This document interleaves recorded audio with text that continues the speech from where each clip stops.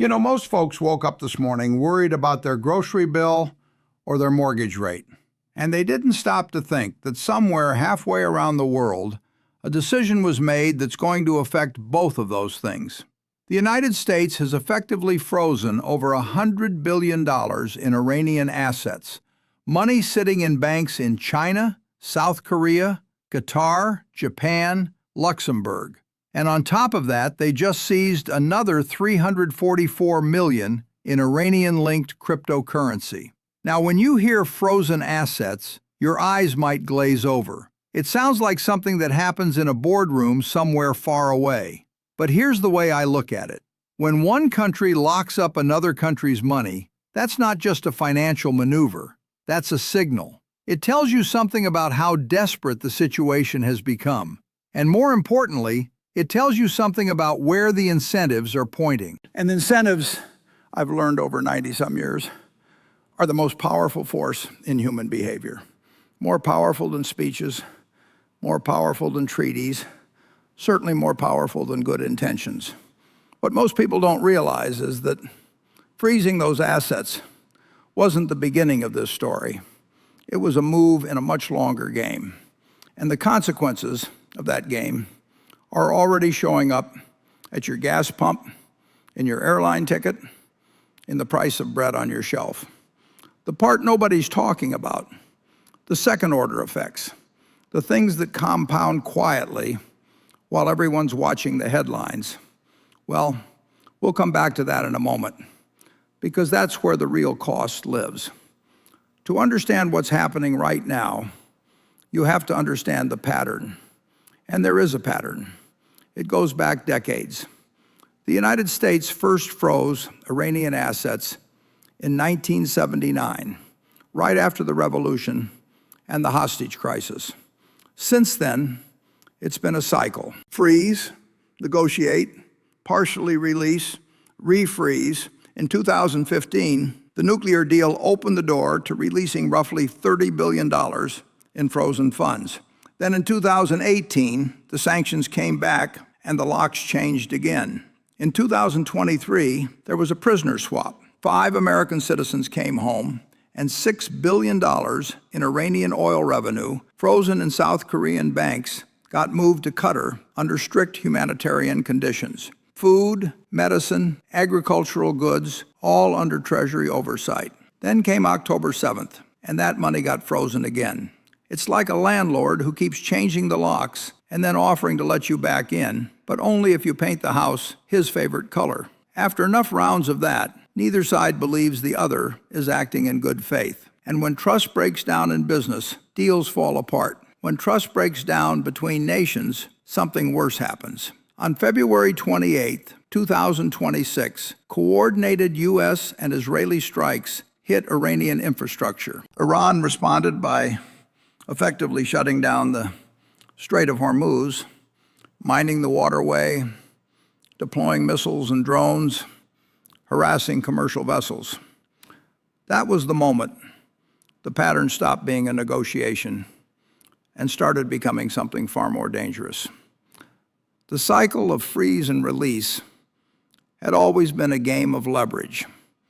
But now the leverage wasn't just financial, it was military. And that changes the calculus entirely. Now let me give you the numbers, because I've always believed numbers don't lie, even when people do. Iran's frozen assets worldwide are estimated at over $100 billion. About $20 billion sits in Chinese banks, $7 billion in South Korea, $6 billion in Qatar, $1.5 billion in Japan, another $1 billion plus in Luxembourg, nearly $2 billion inside the United States itself, including seized real estate in Manhattan. And just a few weeks ago, the Treasury froze $344 million in cryptocurrency tied to the Islamic Revolutionary Guard Corps, wallets that have been moving tens of millions in quiet transfers for years. Now here's where it hits home. Before this war started, Brent crude oil was sitting around $71 a barrel. As of this week, it surged past $114, the highest since mid-2022. U.S. gasoline went from $2.98 a gallon to $4.46. The Strait of Hormuz, which normally sees 120 ships pass through every single day, dropped to fewer than 10. Some days, 0. That's a 90+% collapse in traffic through a waterway that carries roughly 20% of the world's oil and liquefied natural gas. 20,000 seafarers are stranded on about 2,000 vessels. The International Maritime Organization says there's no precedent for this in the modern age. And the International Energy Agency has called it the largest supply disruption in the history of the global oil market. When you shut down 20% of the world's oil supply, that's not an abstraction. That's the price of everything going up. Your fuel, your food, your flights, your heating bill. Every single number I just gave you connects back to someone's daily life. So let's talk about the decisions being made, because that's really what investing teaches you, how to evaluate decisions. On May 4th, the United States launched Operation Project Freedom. Guided missile destroyers, aircraft carriers, over 100 aircraft, about 15,000 troops, all deployed to escort stranded commercial vessels through the Strait of Hormuz. President Trump framed it as a humanitarian gesture, calling the stranded ships victims of circumstance and neutral, innocent bystanders. Within hours, Iran responded with cruise missiles, drones, and fast attack boats, targeting ships and military vessels in the area. A South Korean cargo ship caught fire. A tanker near Fujairah got hit by projectiles. The UAE reported intercepting incoming Iranian missiles. Now here's my concern. When you call something Project Freedom and the other side calls you American pirates, you're not communicating, you're posturing. And posturing is the enemy of deal-making. If I'm negotiating to buy a company and the seller is convinced I'm trying to steal his business, we don't have a negotiation. We have a fight. And in a fight, everybody loses value. Both sides are running a dual-track strategy that contradicts itself. The U.S. is simultaneously blockading Iranian ports and offering diplomacy. Iran is simultaneously demanding its frozen assets back and mining the strait to keep it closed. When your actions undermine your words, people stop listening to the words. I've seen that in boardrooms my whole life. A CEO says he wants partnership while his lawyers are sharpening knives. Nobody believes him. And the same principle applies here, just at a much higher cost. Here's where we get to the part that matters most to me, the incentives. I've said it many times. Show me the incentive, and I'll show you the outcome. So let's walk through what each side actually wants. The United States wants the Strait of Hormuz open. It wants to maintain maximum economic pressure on Iran through frozen assets and sanctions. It wants Iran to give up its enriched uranium. There's reportedly a $20 billion cash-for-uranium deal on the table. And it doesn't want to appear weak, because weakness invites imitation. Iran wants its $100 billion back. It wants sanctions lifted so it can sell oil at market rates and rejoin the global financial system. It wants to keep its nuclear leverage, because that's the only card that guarantees anyone keeps talking to them. And it doesn't want to look like it capitulated, because domestically that's political death. Now look at America's allies: South Korea, the UAE, European nations, India, the Philippines. They depend on oil flowing through that strait. They're caught between their alliance with Washington and their energy survival. Insurance companies, meanwhile, are pricing in war risk so aggressively that even a safe transit is economically punishing for ship owners. Here's the problem. The incentives are misaligned on every level. The U.S. is trying to force open a strait while keeping the money frozen. Iran is trying to get the money while keeping the strait closed. Each side is using its leverage to cancel out the others. And when both sides' leverage neutralizes, you don't get a deal, you get a stalemate. And stalemates, in my experience, are extraordinarily expensive. That $20 billion proposal, is that a deal or is it a ransom? And more importantly, does it create the right incentives for next time? Now let me talk about the part most people are missing, the second order effects. Because first order thinking says, oil went up, that's bad.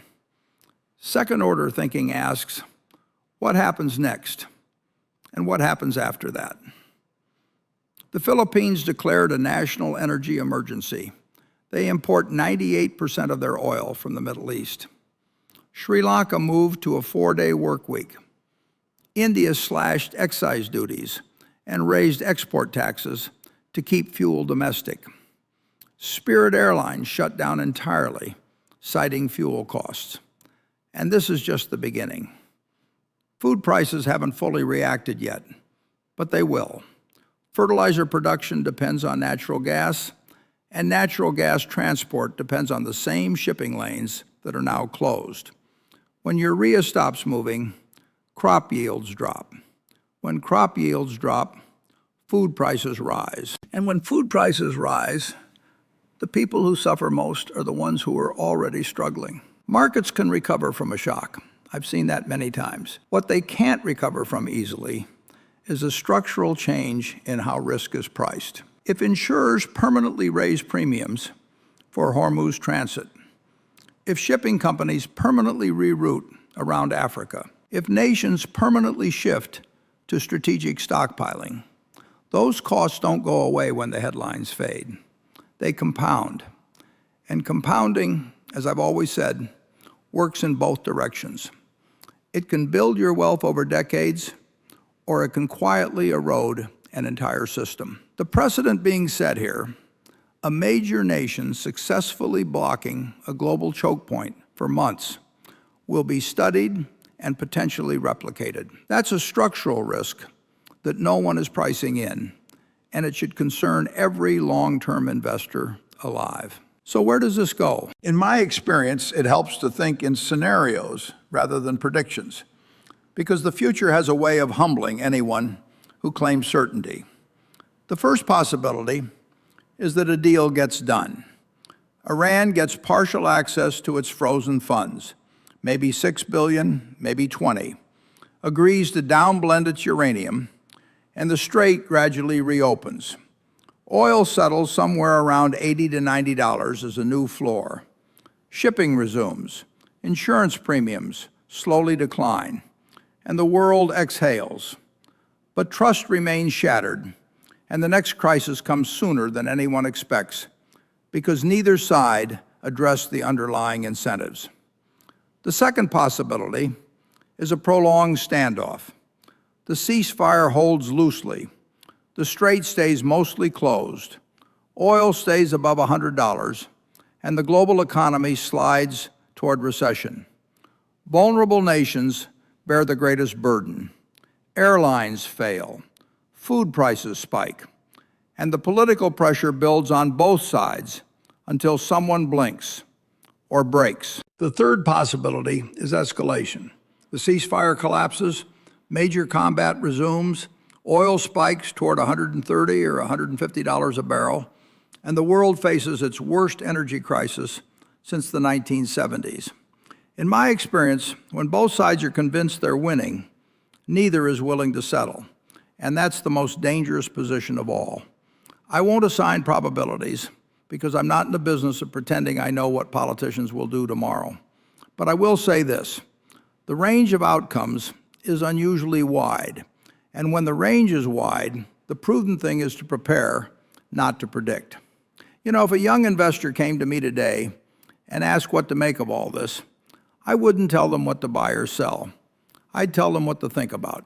First, that freezing assets is easy. It's a signature on a document. But unfreezing them is a concession, and concessions require trust. And trust is the one thing nobody has right now. Second, that military operations framed as humanitarian gestures create their own contradictions.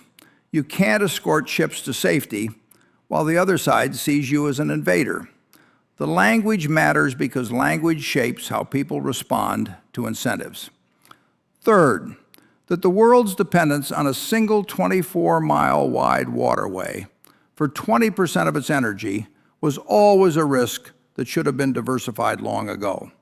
We preached diversification in portfolios, but we ignored it in the most important supply chain on Earth. I've always said, you only find out who's swimming naked when the tide goes out. Well, the tide just went out on the global energy system, and a lot of countries, companies, and institutions are standing there exposed with no plan, no reserves, and no margin of safety. The best investments I've ever made were the ones where I didn't panic, I didn't posture, and I didn't pretend the problem wasn't there. I looked at the facts, thought about the incentives, thought about who benefits and who pays, and waited for the right moment to act with conviction. That's what I'd encourage anyone watching this to do, not just with their portfolio, but with how they think about what's unfolding in the world right now. Because the decisions being made today will compound for years.